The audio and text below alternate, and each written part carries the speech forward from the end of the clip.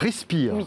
On aime bien dans 01 Start avoir des profils comme le vôtre, inspirants, parce que finalement, vous avez, c'est un peu par accident, d'après ce que j'ai compris, que vous êtes lancé dans l'entrepreneuriat, suite en plus à une histoire qui, au départ, n'est pas très positive. Ouais. C'est un problème médical. C'est ça En qui est effet. assez étonnant. En effet, donc j'ai lancé Respire il y a 2 ans. Ouais. Moi j'ai 27 ans et alors je suis une passionnée de sport, de trail, de marathon, d'aventures sportives et je m'étais mise à fond dans le Il faut sport. discuter avec Taïg alors. Exactement, on en a déjà discuté, mais c'est ça, je m'étais mise à fond dans le sport il y a 5 ans, à courir des marathons, des ultra-trails et j'ai été complètement arrêtée dans mon élan il y a 4 ans quand on m'a détecté une tumeur bénigne à la poitrine, juste sous l'aisselle droite. Et c'est là que j'ai commencé à remettre en question mon hygiène de vie, les produits que j'utilisais au quotidien, mon alimentation, mon sommeil. Et je me suis rendu compte que des produits d'hygiène, notamment les déodorants, c'est les produits qu'on utilise tous les jours.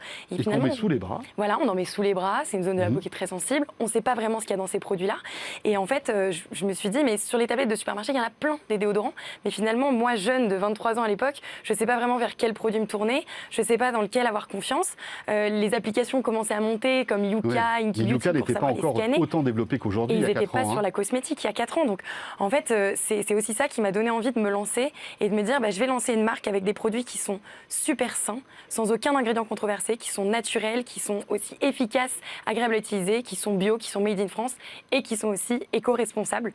Donc, ça a été ça, mon déclic finalement pour me lancer maintenant il y a 2 ans. Donc on vous détecte cette tumeur qui heureusement est bénigne, donc voilà, on a vite tourné la page de ce truc-là.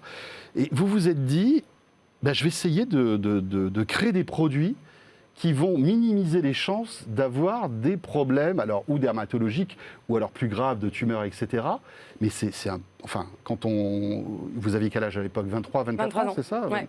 C'est fou quand même de se L'idée, poser c'était surtout de créer des produits dans lesquels les consommateurs aient confiance et qu'en fait, ils puissent avoir une confiance aveugle sans avoir à checker toutes les listes d'ingrédients, sans avoir à essayer de creuser. Oui, qu'on ne comprend pas en plus, parce qu'il y a vraiment des noms à rallonge. C'est des noms en latin. Si on n'a pas fait chimiste, finalement, on ne comprend pas. Donc, ces applications donnent énormément de pouvoir aux consommateurs maintenant de pouvoir décrypter des produits cosmétiques juste en les scannant. Donc, l'idée, c'était vraiment de lancer des produits dans lesquels les consommateurs aient confiance, mais qui aussi les accompagnent dans leur transition écologique. Parce que dans notre architecture de gamme chez Respire, on a 2 types de produits. On a des produits solides, donc qui sont 0 déchet, le shampoing solide, le dentifrice solide, le savon sur gras. Et on a également des produits liquides, le gel douche, le dentifrice, le shampoing liquide bientôt, la crème solaire naturelle et minérale. Et en fait, c'est que des produits dans ce cas qui sont dans des packagings recyclés et rechargeables. Et l'objectif, c'est vraiment d'accompagner le consommateur dans sa transition écologique vers du produit solide, vers une consommation plus 0 déchet. À terme, c'est de faire disparaître le gel douche, même votre gel douche, c'est ça? C'est que tout soit solide? Potentiellement, l'idéal, si on arrive... Remplacé par un savon ou le shampoing par un shampoing solide? Exactement. Et aujourd'hui, mon cheval de bataille, quand j'ai lancé le shampoing solide il y a 1 an et demi, c'était de me dire, je veux le faire tester à un maximum de personnes pour essayer de les convaincre. Finalement, il faut l'essayer, parce qu'il y a plein de gens qui sont hyper réticents. Et ce qui est génial aujourd'hui, c'est qu'on voit que sur notre site internet, qui est notre canal de distribution numéro 1, le shampoing solide est le produit le plus vendu. Donc on a réussi à convertir déjà plus de 100 000 consommateurs au shampoing solide et ça, j'en suis pas peu fière. Mais Justine, quand on décide de se dire, quand on se lève un matin et qu'on se dit tiens, je vais créer un déodorant, bon, déjà c'est un peu étonnant, mais comment on commence par quoi en fait? C'est Parce vrai. En plus, c'est une industrie, enfin, l'industrie de la beauté, en général, c'est des grandes compagnies internationales, etc. On les connaît tous, les grands groupes. Et c'est vrai que je me suis un peu attaquée à un marché. Quand j'ai annoncé à mes parents que je lançais un déo naturel, la tête qu'ils ont fait, voilà. Alors, ils m'ont toujours soutenue. Ça va lui passer, ils ont juste dit. Voilà, aujourd'hui, ils sont très fiers, bien sûr, mais sur le moment, c'est sûr que ça surprend beaucoup de monde. Et là, en fait, stratégiquement, il a fallu que je m'organise en me disant, en fait, je suis jeune, j'ai 23 ans, je n'ai absolument pas la science infuse, je ne sais absolument pas tout faire, je ne suis absolument pas chimiste. Comment on fait pour développer un déodorant? Il faut que je m'entoure de toutes les bonnes personnes qui auront les clés pour développer cette entreprise. Donc déjà, je me suis associée à mon cofondateur Thomas, lui qui a 1 an de plus que moi, qui avait déjà monté une première entreprise, donc il avait déjà un peu cette vision très business. Mais qui était dans la beauté déjà ou simplement? Non, pas du tout, il était dans la tech. Ah oui, d'accord. Mais du coup, il avait quand même cette vision entrepreneuriale. Donc on s'est dit, on se lance à 2, on est hyper complémentaires. Moi, je suis très communication, marketing. D'ailleurs, c'est moi qui incarne la marque sur les réseaux sociaux. On me voit pas mal. Et donc ça, c'est vraiment ma casquette. L'homme de l'ombre, plutôt. Et lui, c'est l'homme de l'ombre. Clairement, Thomas, c'est l'homme de l'ombre. Et ensuite, en fait, il a fallu trouver des chimistes, des docteurs en pharmacie pour nous aider. Donc tous les deux, 23 et 24 ans, on s'est mis à sillonner la France pour aller trouver un bon laboratoire. Et c'est vrai qu'on nous a fermé des portes au nez parce que les 2 jeunes qui veulent révolutionner l'industrie du déodorant, clairement, tout le monde ne nous a pas fait confiance. Mais on a rencontré une docteure en pharmacie qui est en Bretagne, Véronique, qui était sur le point de prendre sa retraite et qui a dit « Moi, votre histoire, elle me touche. J'ai envie de vous accompagner. » Et pendant 1 an, main dans la main, on a développé cette formule, on l'a retravaillée, on l'a fait tester à des premiers testeurs qui sont aujourd'hui les premiers testeurs de notre communauté.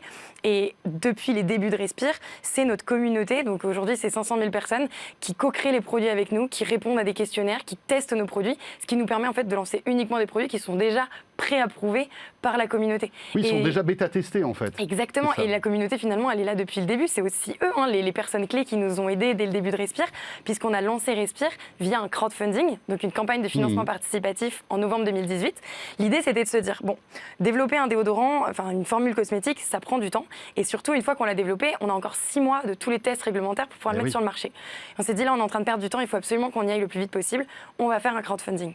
Et le crowdfunding ça a permis 3 choses, ça a permis de faire connaître la marque, voir si ça plaît, donc faire connaître la marque, voir ensuite s'il y a un intérêt sur le marché, donc si les gens passent au panier, et 3, financer la première production. Et ce qui a été incroyable, c'est que notre vidéo, j'ai fait une vidéo de lancement face caméra, où j'expliquais toute mon histoire, elle a fait plus de 3 millions de vues sur les réseaux sociaux. Et c'est ça qui a été le booster en fait. Ça a été booster, ça nous a permis de prévendre 21 000 déodorants et lever 250 000 € en 1 mois. Donc finalement, la première production, elle était financée, on s'est même fait contacter par Monoprix, par Sephora, ce qui nous a permis de faire une première production de 200 000 unités, alors que Véronique, on avait signé un contrat à 5 000 unités. Donc elle s'est dit qu'elle avait fait un bon pari. Donc c'est pas mal de parier sur les entrepreneurs quand même parfois. Mais oui, c'est ça, c'est ça. Après, on voit que vous avez une sacrée volonté. Hein. Je pense que voilà, vous en voulez et on voit le résultat aujourd'hui. Et vous disiez Monoprix, Sephora, enfin les pharmacies, parapharmacies. C'est plus de 3000 points de vente aujourd'hui, Respire, plus notre site internet. Vous avez tout d'un grand. En 2 ans, ça a été très très vite. C'est vrai que 3 millions de produits vendus. Et... Les réseaux sociaux, juste un mot là-dessus. Oui.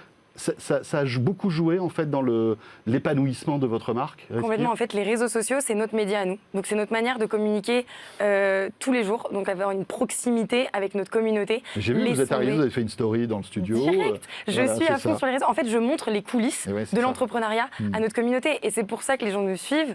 Et c'est aussi, en fait, ils ont plus confiance dans la marque. Ça apporte plus de légitimité à la marque puisqu'ils ont l'impression d'en faire partie et de comprendre mieux comment ça marche, développer une boîte aujourd'hui. Voilà, alors des bons produits cosmétiques qui font du bien à notre corps et à la planète. C'est un peu le concept de Respire avec Justine.